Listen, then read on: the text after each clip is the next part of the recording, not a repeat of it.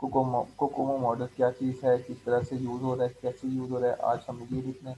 ठीक है, तो बेसिकली ये सॉफ्टवेयर इंजीनियरिंग का ही एक लेक्चर है। ठीक है, सॉफ्टवेयर इंजीनियरिंग का बेसिकली। तो ये आपने प्रोजेक्ट मैनेजमेंट में भी पढ़ना है और आई टी प्रोजेक्ट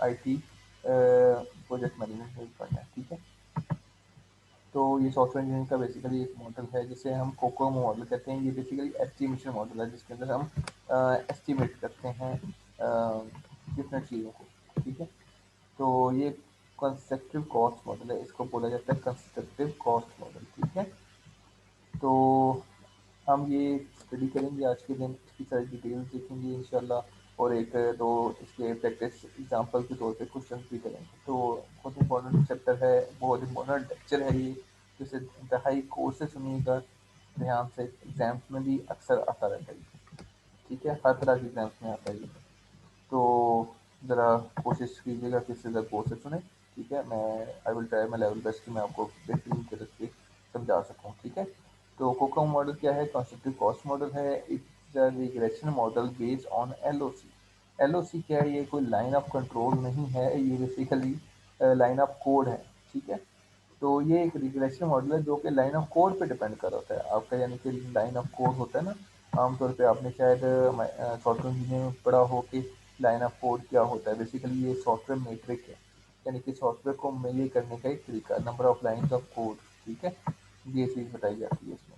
उसमें होता क्या है कि जितने आप सोर्स कोड बनाते हो, यानी आप जब कोई प्रोग्राम लिखते हो तो हाई लेवल लैंग्वेज में लिखते हो, तो जितने नंबर ऑफ लाइन्स का आप कोड लिखते हो उसे हम number of line of code कहते हैं या लाइन ऑफ कोड कहा जाता है। ठीक है, तो ये बेसिकली रिग्रेशन मॉडल है जो कि लाइन ऑफ कोड की बेस पर बनता है। ठीक है, तो इसे कोकोमो मॉडल कहा जाता है आमतौर पर। ठीक है, तो it is a procedural cost estimate model for software projects and often used as a process of reliability predicting various parameters associated with making projects such as size, effort, cost, time and quality. Basically क्या है कि हम इसमें software projects के different parameters को check कर सकते हैं, यानी कि हम वेरियस पैरामीटर्स पर हम एस्टिमेशन लगा सकते हैं, चेक कर सकते हैं, जैसे कि साइज़ क्या है, एफर्ट क्या है, कॉस्ट कितनी आएगी, टाइम कितना लगेगा, क्वालिटी क्या होगी वगैरह वगैरह। ये सारी चीज़ें जो हैं ये मैटर करती हैं। ठीक है,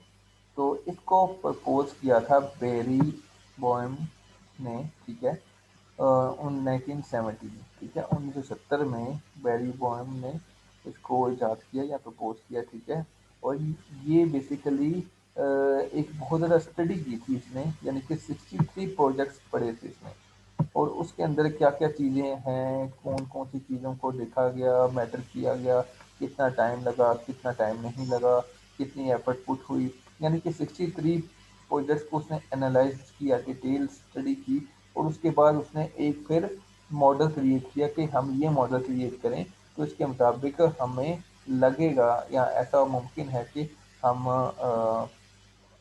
ये कॉस्ट एस्टिमेट कर सकें इसकी। ठीक है, या फिर एफर्ट एस्टिमेट कर सकें।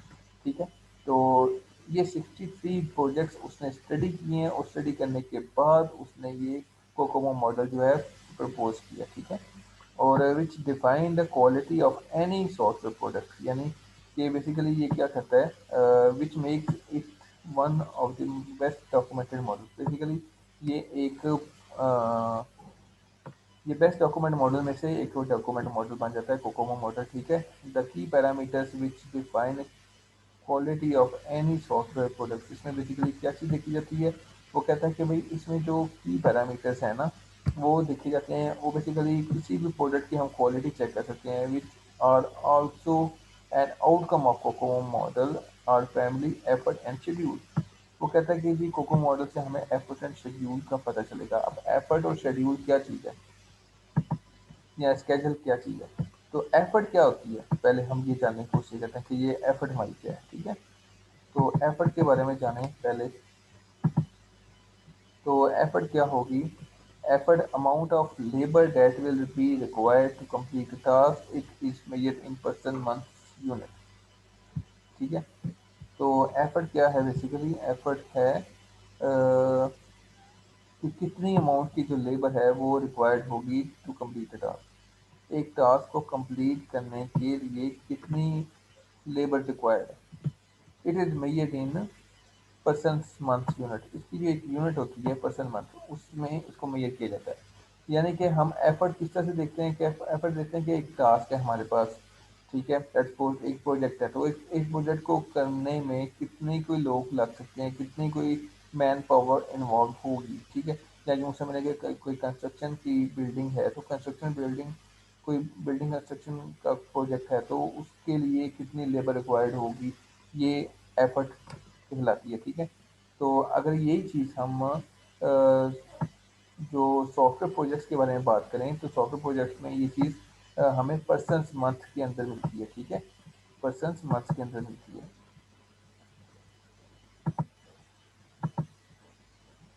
अच्छा, फिर उसके बाद हम क्या बात करते हैं स्केजुलिंग की। स्केजुलिंग में क्या होता है, simply means the amount of time required for completion of A job, ठीक है। इसमें क्या है, इसमें कि कितना वक्त लगेगा हमारे उस टास्क को कंप्लीट होने में, मुकम्मल होने में, ठीक है। यानी कि स्केड्यूल क्या कहता है, स्केड्यूलिंग ये कहता है हमें कि भाई हमें एफर्ट का तो पता चल गया कि कितनी लेबर लगेगी, लेकिन अब कितना टाइम लगेगा हमारे उस प्रोजेक्ट को ख़त्म होने में, उस टास्क को ख़त्म होने में कितना कोई टाइम लग सकता है। तो ज़ाहिर बात है ये जो है ना, ये आपकी एफर्ट पे डिपेंड कर रहा है बेसिकली, कि जितने ज़्यादा एफर्ट आप पुट करोगे उतने ही जल्दी आपका काम हो सकता है, ठीक है।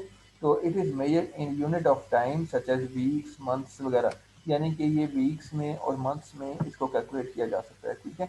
वीक्स और मंथ्स में इसको कैलकुलेट किया जाता है स्केड्यूलिंग या शेड्यूल को, ठीक है। तो अब डिफरेंट मॉडल जो हैं कोको मॉडल के, वो प्रपोज किए गए हैं ताकि कॉस्ट को एस्टिमेट किया जा सके मुख्तलिफ लेवल्स पर, ठीक है। तो बहुत डिफरेंट लेवल्स होते हैं और डिफरेंट लेवल पर आपको ये मेजर करना पड़ता है, ठीक है, कॉस्ट। तो इसमें क्या है कि it is based on the amount of accuracy and correctness required, ठीक है। All of these models can be applied to variety of projects whose characteristics determine the value of constant to be used in subsequent calculations. These characteristics pertaining to different system types as mentioned below. वो कहता है कि भाई कुछ model जो है ना cocoa model के हमने बनाए हैं, यानी कि कोको मॉडल जो है ना इट्सल्फ वो खुद दो तीन तरह का है, ठीक है। तो वो दो तीन तरह का जो बन गया है ना, वो किस बेस पे बना हुआ है, वो कुछ कांस्टेंट की वैल्यूज हैं, कुछ कांस्टेंट्स हैं। बेसिकली ये एक फार्मूला समझ लें, कोको मॉडल वो बनाया है उन्होंने, और उस पर कुछ कांस्टेंट्स यूज हो रहे हैं। उन कांस्टेंट्स की जो वैल्यू है ना, वो डिपेंड करती है प्रोजेक्ट टू प्रोजेक्ट के, किस किस्म का प्रोजेक्ट आपके पास आया हुआ है, ठीक है, या किस किस्म के प्रोजेक्ट पर आप काम कर रहे हो, उसके मुताबिक, उसकी मुताबिकत के साथ आप कांस्टेंट की वैल्यू लगाओगे, ठीक है। तो डिफरेंट मॉडल्स हैं इसमें। तो इसमें क्या होगा कि अब हम देखते हैं कि जो हमारे प्रोजेक्ट्स हैं वो किस किस्म के हैं। वो डिपेंड करते हैं, यानी कि ये जो मॉडल्स हैं ये डिपेंड करते हैं कि आपका प्रोजेक्ट जिस पर आप काम कर रहे हो, जिस पर आप काम करना चाह रहे हो, या फिर जिसके लिए आप कंस्ट्रक्टिव कॉस्ट मॉडल को अप्लाई कर रहे हो, कोको मॉडल अप्लाई कर रहे हो, वो जो प्रोजेक्ट है वो किस नौइयत का है, ठीक है। तो तीन तरह की नौइयतें बताई हैं इसमें। प्रोजेक्ट को इसने तीन तरह से कैटेगराइज किया कि आपका प्रोजेक्ट ऑर्गेनिक लेवल का भी हो सकता है, आपका सेमी डिटैच लेवल का भी हो सकता है, और अबेंडेड लेवल का भी हो सकता है। अब इन तीनों को वन बाय वन मैं बताता हूँ आपको कि ये क्या है, ठीक है। मैं यहाँ तक आपको रिपीट करता हूँ कि कोकोमो मॉडल जो है वो आमतौर पे यूज़ हो रहा है आपकी एफर्ट को, शेड्यूल को कैलकुलेट करने के लिए, या कॉस्ट को ये करने के लिए, ठीक है। और इसमें दो तीन मॉडल्स जो हैं वो बताए गए हैं कोकोमो मॉडल के, और जो कि बेसिकली इसमें कॉन्स्टेंट्स भी यूज़ होते हैं। इसमें बेसिकली कोको मॉडल का जो है एक फॉर्मूला है, ठीक है, उसमें कुछ कॉन्स्टेंट्स यूज़ होते हैं। तो वो जो कॉन्स्टेंट्स हैं वो प्रोजेक्ट टू प्रोजेक्ट वेरी कर रहे हैं, कि अगर कोई एक प्रोजेक्ट है वो किसी और नोजत का, तो उसको कुछ और कांस्टेंट लग रहा है, ठीक है। कांस्टेंट समझ लें एक वैल्यू है, ठीक है। तो वो वैल्यू जो है वो हो सकता है कि आपको ऑर्गेनिक केस में कुछ और लग रही है, सेमी डिटैच केस में कुछ और लग रही है, बैलेंस केस में कुछ और लग रही है, तो इस तरह से है। तो अभी हम देखेंगे कि वो जो हमारे प्रोजेक्ट्स हैं वो किस किस नौयत के हैं, ठीक है। तो हमने उनको तीन जो पोएम ने क्या किया, poem defined of definition of organic, semi detach and dependent system. तो ये जो सिस्टम है या ये जो प्रोजेक्ट्स हैं ये 3 तरह से उसने डिवाइड किए हैं। एक ऑर्गेनिक बोला है, एक सेमी डिटैच बोला है और एक बंजर बोला है। ऑर्गेनिक किसको बोला है? A software project is said to be organic type if team size required is adequately small, the problem is well understood and has been solved in past, and also team member have a nominal experience regarding to a problem. ये 4-5 बातें हैं जिन पर वो कह रहा है कि ये जो प्रोजेक्ट है ये ऑर्गेनिक होगा। पहली बात क्या कही है? कहता है कि कोई भी ऐसा प्रोजेक्ट जिसको उसको हम ऑर्गेनिक बोल सकते हैं अगर उसकी टीम का साइज जो है वो रिलेटिवली स्मॉल होगा, यानी कि ज़्यादा नहीं, 5-7 लोग इन्वॉल्व हो सकते हैं, 3-4 लोग इन्वॉल्व हो सकते हैं, 10 से नीचे इन्वॉल्व हो सकते हैं, ठीक है? तो उसमें ये चीज़ आ रही है, ठीक है? तो पहली चीज़ कि आपकी जो टीम है वो स्मॉल होगी, ठीक है? दूसरी चीज़ कि प्रॉब्लम को आप अच्छी तरह से समझ बैठे हैं, आपको प्रॉब्लम के बारे में अच्छी तरह से पता है, यानी प्रॉब्लम के बारे में आप वेल नोन हो। दूसरी चीज़, टीम का साइज़ ज़्यादा बड़ा नहीं, छोटा हो, नॉर्मल सा हो, ठीक है? उसके बाद प्रॉब्लम आप अच्छी तरह से जानते हैं और समझते हैं। उसके बाद आपने उस प्रॉब्लम पे पहले से काम किया हो या उस प्रॉब्लम पे पहले से काम हो चुका हो, तीसरी बात। चौथी बात, team members have a nominal experience regarding to a problem, यानी कि टीम मेंबर्स जो है उनका नॉर्मली ज़्यादा कोई बहुत ज़्यादा नहीं बल्कि नॉर्मल सा एक्सपीरियंस है रिगार्डिंग टू अ प्रॉब्लम, ठीक है? तो ऐसे यानी कि बहुत ज़्यादा एक्सपीरियंस नहीं, लेस एक्सपीरियंस है, ठीक है? तो इसमें जब ये चीज़ें होंगी तो आपका जो प्रोजेक्ट है उसे हम क्या कहेंगे? ऑर्गेनिक, ठीक है? ये एक प्रोजेक्ट जिसका टीम साइज़ जो है स्मॉल है, प्रॉब्लम को अच्छी तरह से जानता है और जो आपकी जो रिक्वायरमेंट्स हैं वो लेस रिजिड हैं, यानी कि वो बदलने वाली नहीं है। लेस रिजिड का मतलब होता है कि वो चेंज नहीं होंगी बल्कि या चेंज होंगी तो बहुत कम होंगी, ज़्यादा नहीं कि एक रिक्वायरमेंट होती है कि एक इटरेशन में आपकी रिक्वायरमेंट चेंज हो रही है, दूसरी इटरेशन में फिर दोबारा से चेंज हो रही है, फिर तीसरी रिक्वायरमेंट में और चेंज हो रही है, यानी कि चेंजिंग बहुत ज़्यादा आ रही है। उसमें एजाइल यूज़ होता है नॉर्मली, ताकि क्योंकि वो चेंजेस को बहुत अच्छा से कवर कर जाता है। तो वो मॉडल है, सॉफ्टवेयर मॉडल है बेसिकली। ये जो है ये कोकोमो मॉडल जो है ये एस्टिमेट कॉस्ट एस्टिमेट करने के लिए है, वो चीज़ है ये और चीज़ है, तो मिक्स नहीं करना है इसको, ठीक है? तो आगे बात करते हैं, ये सिर्फ अभी बात हो रही है कि आपके प्रोजेक्ट किस नौयत के हैं। तो पहले ऑर्गेनिक का मैंने बता दिया, दूसरा सेमी डिटैच है। सेमी डिटैच के अंदर क्या कहता है कि software project is said to be a semi detach type if the vital characteristics such as team size, experience, knowledge in a various programming environment lie in between that organic and abandoned system. The project classified as semi-detached are comparatively less familiar and difficult to develop as compared to organic ones and require more experience and better guidance and creativity. अब वो कह रहा है कि भाई ये जो semi detach है ना, ये इस ऑर्गेनिक से थोड़ा मुश्किल प्रोजेक्ट है। आसान लफ्ज़ों में बता रहा हूँ आपको, ठीक है?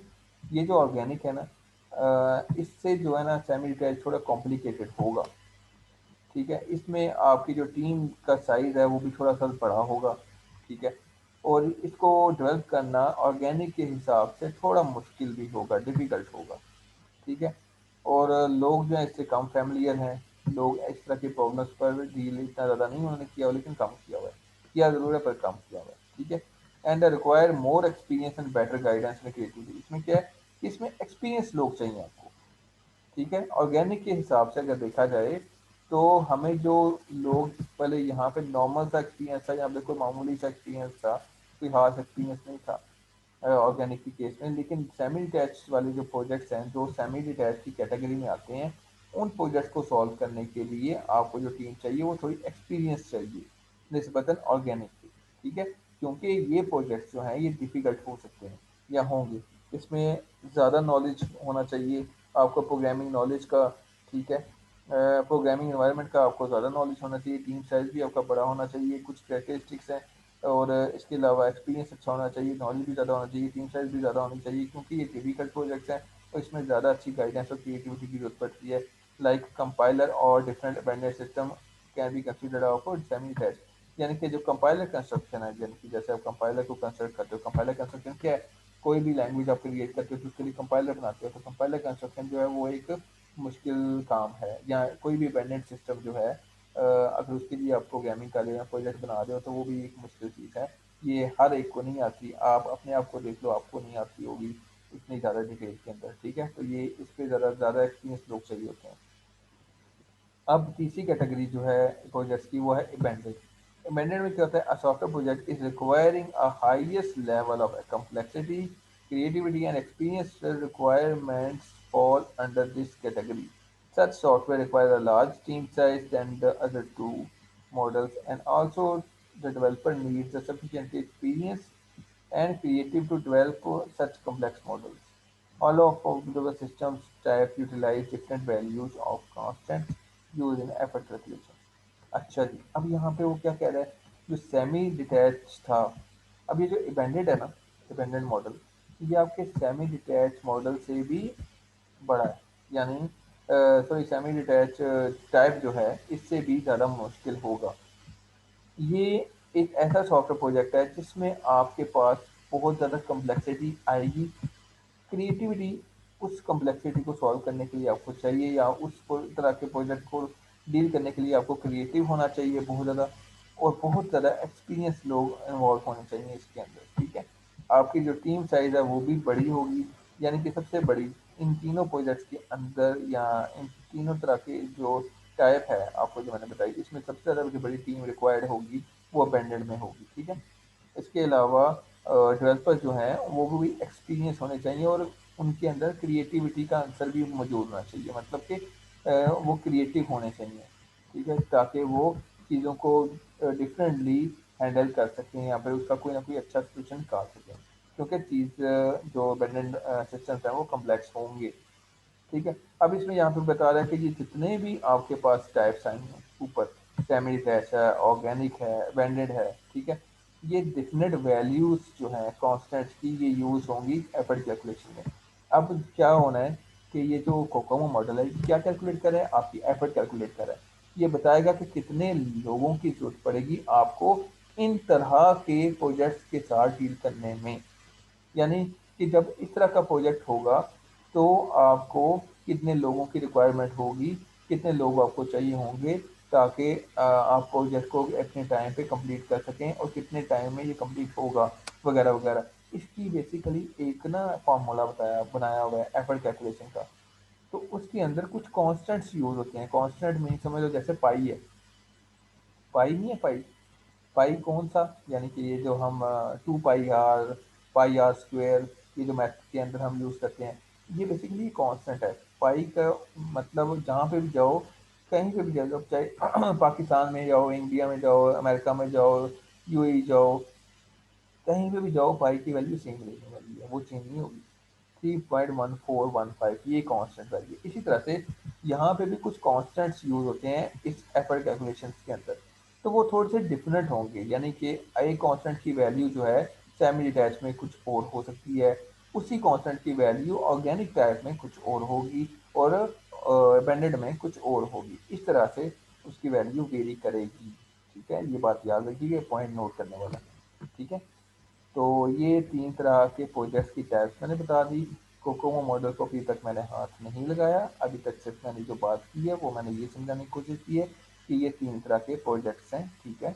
और 3 तरह के प्रोजेक्ट्स हैं, और जो डिफरेंट टीम्स और रिक्वायर कर रहे हैं with different experience and different problem solving skills वगैरह इनको चाहिए होती हैं, ठीक है। तो ये तीनों जो हैं एक से बढ़कर एक है, यानी कि सबसे जो हल्का फुल्का है वो समझ लें कि वो ऑर्गेनिक है, उससे जो आपको थोड़ा डिफिकल्ट नजर आएगा वो फैमिली टैच है, और जो सबसे ज़्यादा डिफिकल्ट और कम्प्लेक्स है वो आपका अबेंडेड सिस्टम है, जिसमें ज़्यादा टीम इन्वॉल्व है विद वेरी लार्ज एक्सपीरियंस, और ज़्यादा एक्सपीरियंस वाले लोग चाहिए उसमें, ठीक है।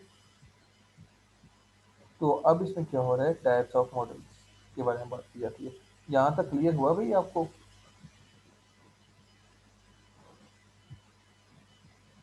यहाँ तक क्लियर है भाई?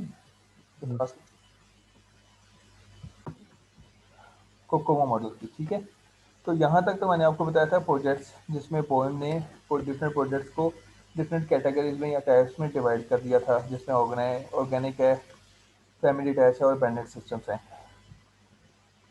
तो टाइप्स ऑफ मॉडल्स हैं। अब दोबारा बात करते हैं कोकोमो मॉडल की टाइप्स।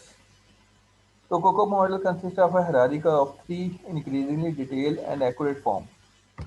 बेसिकली ये जो कोको मॉडल है, इसके 3 वेरिएंट्स हैं, यूँ समझ लें 3 टाइप्स हैं फर्दर मॉडल की, ठीक है? तो इसमें जो पहली टाइप है वो है बेसिक कोकोमो मॉडल, दूसरी जो है इंटरमीडिएट कोकोमो मॉडल और तीसरी जो है वो डिटेल कोकोमो मॉडल। इसमें क्या होता है, बेसिक कोकोमो मॉडल में बेसिक आपको एस्टिमेट करके दिया जाता है, इंटरमीडिएट में थोड़ा डिटेल आपको और एक्यूरेट करके दिया जाता है, और डिटेल के अंदर बहुत ज़्यादा एक्यूरेसी देकर आई जाती है, ठीक है? तो जब आपने रफली एस्टिमेट करना है तो आप बेसिक कोकोमो मॉडल कर सकते हो, रफ एस्टिमेट या फिर नॉर्मल सा एक है एस्टिमेट जिसमें आप मोटी मोटी चीज़ों को देखते हो, ठीक है? तो बेसिक कोकोमो मॉडल को यूज़ करते हो। इंटरमीडिएट आपको डिटेल और एक्यूरेट फॉर्म बताएगा आपको, ठीक है? ठीक है, समझ आई बात? और उससे भी ज़्यादा डिटेल और एक्यूरेट फॉर्म आपको डिटेल कोकोमो मॉडल देगा। तो ये 3 तरह की चीज़ें हैं, इनकी डिफरेंस याद रखिएगा, ठीक है? तो पहली चीज़ हम बताते हैं आपको, वो है first level basic COCOMO model, ठीक है? पहला basic COCOMO model can be use for quick and slightly rough calculation for software cost. क्या कह रहा है कि जो पहला आपका जो फर्स्ट लेवल जो है कोको मॉडल का, उसको हम क्विक और स्लाइटली रफ कैलकुलेशन के लिए यूज़ कर सकते हैं फॉर सॉफ्टवेयर कॉस्ट, की कॉस्ट कितनी आनी है, कितनी कॉस्ट आ सकती है, वगैरह वगैरह। इसके अलावा its accuracy is somewhat restricted due to absence of insufficient factor considerations. वो कहता है कि इसकी एक्यूरेसी जो है ना, ये किसी हद तक रिस्ट्रिक्टेड है, मतलब कि 100% एक्यूरेसी नहीं है इसकी, क्योंकि इसके अंदर कुछ फैक्टर्स हैं जो ज़रूरी थे, हमने वो इन्वॉल्व नहीं किए, इसलिए इसको बोला गया है कि ये रफ और क्विक कैलकुलेशन प्रोवाइड करता है फॉर सॉफ्टवेयर कॉस्ट और सॉफ्टवेयर एस्टिमेशन के लिए, ठीक है? तो यहाँ पे क्या हो रहा है, ये क्विक और स्लाइटली रफ कैलकुलेशन प्रोवाइड कर रहा है आपको बेसिक कोको मॉडल, क्योंकि इसमें कुछ फैक्टर्स जो हैं जो कंसिडर होने चाहिए थे वो एब्सेंस हैं, उनकी गैर मौजूदगी है, जिसकी वजह से वो रफ एस्टिमेट दे रहा है और क्विक एस्टिमेट दे रहा है, ठीक है? और क्विक इसलिए दे रहा है क्योंकि अगर हम उन फैक्टर्स को इन्वॉल्व कर लेते हैं तो वो डिटेल में चले जाएंगे, इसलिए हमें क्विकली अगर किसी चीज़ को एस्टिमेट लगाना है तो हम बेसिक कोको मॉडल को यूज़ करते हैं। लेकिन इसमें हम ये भी बात करते हैं, लेकर आते हैं कि भाई जब ये मॉडल यूज़ होगा तो इसमें आपके पास एक्यूरेसी जो है वो 100% नहीं आएगी कभी भी, क्योंकि इसमें बहुत सारी वजूहात को हमने से पर्दा रख लिया, पीछे कर दिया, छोड़ दिया हुआ है, ठीक है? तो ये बेसिक कोकोमो मॉडल बन गया आपका, ठीक है? उसके बाद जो नेक्स्ट लेवल आता है वो है इंटरमीडिएट कोकोमो मॉडल, ठीक है? जो अगला मॉडल है, जो कोको मॉडल ही है लेकिन उसकी एक अलग टाइप है, वो है इंटरमीडिएट कोको मॉडल। इसमें क्या होता है, it takes these cost drivers into account, and detailed COCO model additionally accounts for the influence of individual projects phases, ठीक है? That is, in case of detail, it accounts for both these cost drivers, and also calculations are performed phase-wise, henceforth producing a more accurate result. The two types of models are discussed. चलें, वो क्या कहता है कि जो intermediate model है ना आपका, है भाई, वो जो इंटरमीडिएट मॉडल है वो कुछ कॉस्ट ड्राइवर्स को निगाह में रखता है। कॉस्ट ड्राइवर्स क्या हैं? कॉस्ट ड्राइवर्स क्या चीज़ है, जैसे कि रिलायबिलिटी, आपके सॉफ्टवेयर की रिलायबिलिटी, आपका सॉफ्टवेयर कितना को रिलायबल होगा, ठीक है? तो ये एक कॉस्ट ड्राइवर है, कितना अच्छा होगा, कितना बुरा होगा, कई चीज़ें हैं इसके अंदर, ठीक है? कॉस्ट ड्राइवर्स में यानी रिलायबिलिटी है, साइज ऑफ एप्लीकेशन डेटाबेस यानी कि डेटाबेस का साइज क्या होगा, ठीक है? ये कॉस्ट ड्राइवर्स की पूरी एक डिटेल लिस्ट है, ठीक है? ये कॉस्ट ड्राइवर है जिसके अंदर प्रोडक्ट एट्रीब्यूट्स भी आ जाते हैं आपके पास, ठीक है? प्रोडक्ट एट्रीब्यूट्स के बाद आपके पास हार्डवेयर एट्रीब्यूट्स आ जाते हैं, और हार्डवेयर के बाद पर्सनल एट्रीब्यूट्स आ जाते हैं, यानी कि टोटल जो है ना कॉस्ट ड्राइवर्स वो 15 हैं। इंटरमीडिएट के अंदर इंटरमीडिएट मॉडल को जब आप कंसिडर करते हो तो ये 15 कॉस्ट ड्राइवर्स को भी आपने सोच समझ के रखना है, यानी कि अगर इनमें से भी यूज़ हो रहे हैं तो आपने इनको भी देखना है, और इनकी भी कुछ वैल्यूज़ हैं। प्रोडक्ट यानी कॉस्ट ड्राइवर्स क्या हैं, बेसिकली ये कॉस्ट ड्राइवर्स जो हैं ये आपकी कॉस्ट को इंक्रीज करने के लिए इंक्रीज हो जाती है जब आप कहते हो कि जी हमें तो ये भी सिस्टम चाहिए, अच्छा चाहिए, हमारे फुल किशन टॉप सिस्टम चाहिए हमें, जैसे कि रिलायबल होना चाहिए, एप्लीकेशन का साइज कितना होगा, कम्प्लेक्सिटी जो है प्रोजेक्ट की वो कितनी होगी, रन टाइम परफॉर्मेंस कंस्ट्रेंट कैसे होंगे, मेमोरी कंस्ट्रेंट कैसे होंगे, वॉलेटिलिटी ऑफ वर्चुअल मशीन की कैसी होगी, रिक्वायर्ड टर्न अबाउट टाइम क्या होगा, वगैरह वगैरह। इसके अलावा पर्सनल में एनालिस्ट कैपेबिलिटी कितनी है, एप्लीकेशन एक्सपीरियंस क्या है, सॉफ्टवेयर इंजीनियरिंग कैपेबिलिटी कितनी है, वर्चुअल मशीन पर प्रोजेक्ट के बारे में भी बताया जा रहा है। ठीक है, यानी काफ़ी लंबे चौड़े हैं ये। ठीक है, और ये कहाँ से शुरू होते हैं, ये वेरी लो से शुरू होते हैं और वेरी हाई पे जाते हैं। वेरी लो से फिर उसके बाद अगला लो, फिर नॉमिनल, फिर हाई, फिर वेरी हाई। अभी फर्स्ट करें, आप कहते हैं कि जी मुझे रिक्वायर्ड सॉफ्टवेयर रिलायबिलिटी यानी कितनी होनी चाहिए, सॉफ्टवेयर रिलायबल कितना होना चाहिए। वेरी लो पे वैल्यू बताइए उसने 0.75, यानी कि रिलायबिलिटी इसकी बस बहुत कम है। ठीक है, लो पे 0.88 वैल्यू रखी है, नॉमिनल पे 1 रखी हुई है, बिग पे हाई पे 1.15 रखी हुई है, और वेरी हाई पे 1.40 रखी हुई है। ये बेसिकली रिलायबिलिटी का एक लेवल बताया हुआ है कि रिलायबिलिटी हम कहते हैं, अगर मैं कहता हूँ मेरी प्रोडक्ट जो है वो बहुत ज़्यादा रिलायबल है, हाईली रिलायबल है, वेरी हाई रिलायबल है, तो उसमें फिर जो कॉस्ट ड्राइवर की जो वैल्यू लगेगी वो क्या लगेगी, 1.40 लगती है। ठीक है, तो ये सारी वैल्यूज़ हैं। इस तरह से डिफरेंट कॉस्ट ड्राइवर्स हैं जो इंटरमीडिएट मॉडल के अंदर यूज़ होते हैं, जिनको हम कोको मॉडल में यूज़ करेंगे। ठीक है, ये वो कॉस्ट ड्राइवर्स हैं और इनकी वेरी लो से वेरी हाई तक एक रेंज है, और इस रेंज को आपने मद्देनजर रखना है और इसके मुताबिक आपने फॉर्मूले पे वैल्यूज इनकी लगानी है।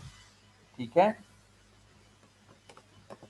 तो ये आपका इंटरमीडिएट मॉडल बन गया। ठीक है, उसके बाद डिटेल मॉडल है, उसके बारे में बाद में बात करते हैं।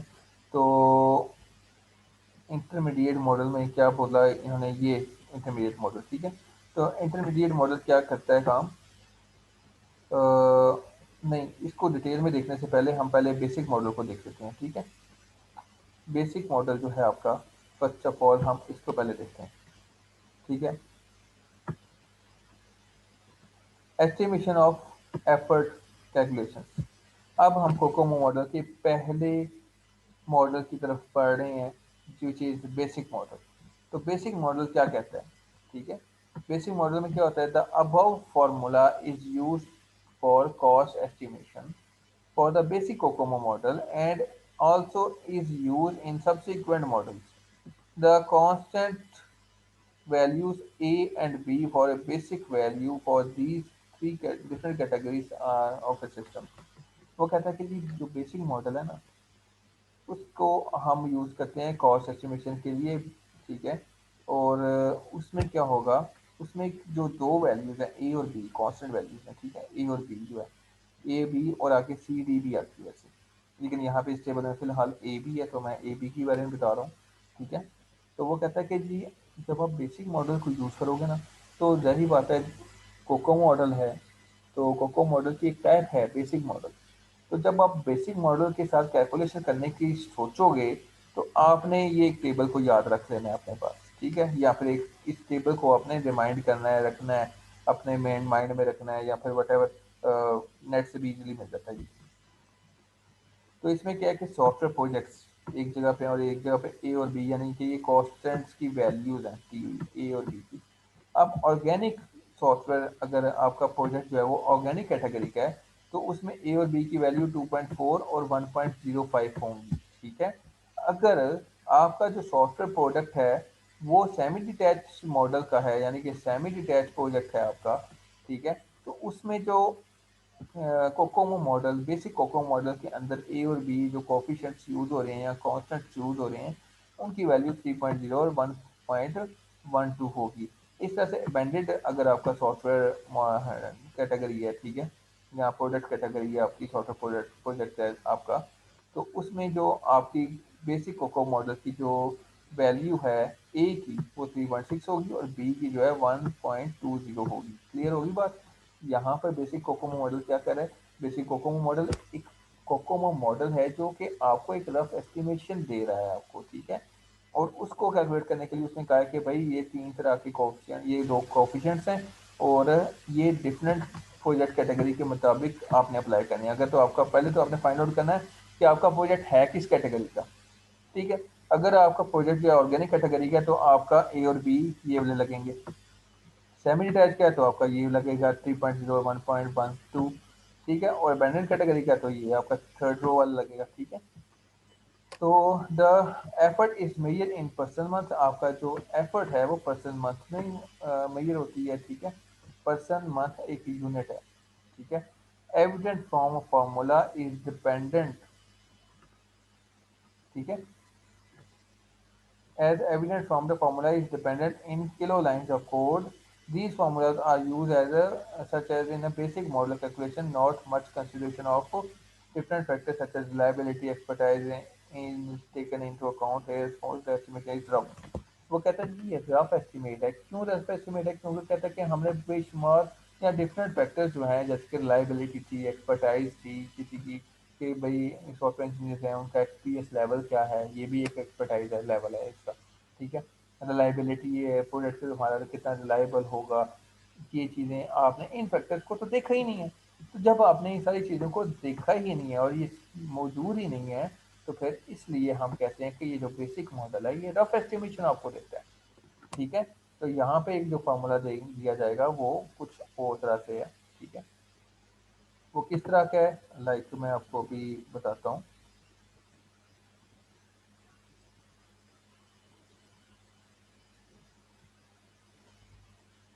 ये आपका कोकोमो मॉडल एफर्ट एस्टिमेशन का फॉर्मूला है, ठीक है। सपोज करें ये एक मैं ना आपको बता रहा हूँ कोकोमो मॉडल के बारे में, ठीक है। इसकी एक एग्जांपल भी बता रहा हूँ आपको, ठीक है। बेसिक कोकोमो मॉडल की एग्जांपल, ठीक है। तो इस एग्जांपल को कंटिन्यू करते हैं दोबारा से नेक्स्ट पार्ट में, ठीक है। तो मैं ये आपको बेसिक कोकोमो मॉडल की एग्जांपल भी बताऊंगा और फिर आगे इंटरमीडिएट लेवल को भी देखते हैं हम कि वो किस तरह से है, ठीक है। तो तब तक कोई क्वेश्चन है तो आप पूछ सकते हैं, अदरवाइज हम फिर नेक्स्ट पार्ट में इसको डिस्कस करते हैं कि इसकी एक एग्जांपल देखते हैं कि ये कैसे हम एफर्ट एस्टिमेट करते हैं कि कोकोमो मॉडल की, बेसिक कोकोमो मॉडल की। तो उसके बाद फिर हम इंटरमीडिएट मॉडल की तरफ जाएंगे। जहाँ तक कोई क्वेश्चन है तो पूछ सकते हैं, कमेंट्स कर सकते हैं या फिर चैट पे बता सकते हैं तो